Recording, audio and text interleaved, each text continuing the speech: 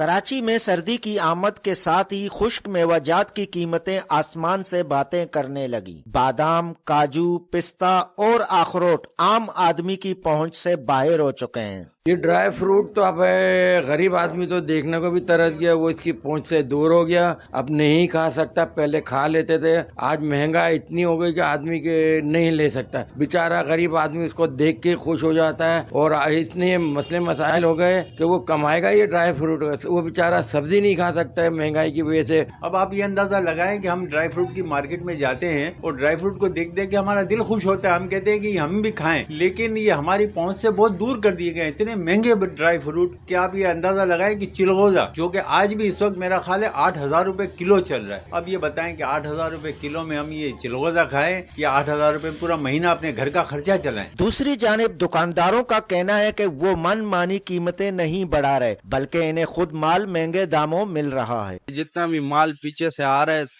سارا مہنگا آ رہا ہے، اس میں ہمارا کوئی قصور نہیں ہے۔ آج کل جو ہے چلغوزے کا ریٹ جو ہے وہ 9,000 روپے جو ہے، پستہ وغیرہ بھی ہے، بادام بھی ہے، بادام کے 2,200 ہے اور 3,000 ہے۔ شہریوں کا مطالبہ ہے کہ ڈرائی فروٹ کی قیمتوں کو کنٹرول کرنے کے لیے فوری اقدامات کیے جائیں تاکہ سردی کے موسم میں غریب طبقہ بھی بنیادی غذائی ضروریات پوری کر سکے۔ کیمرہ مین زبیر میمن کے ساتھ حیات بلوچ، وش نیوز، کراچی۔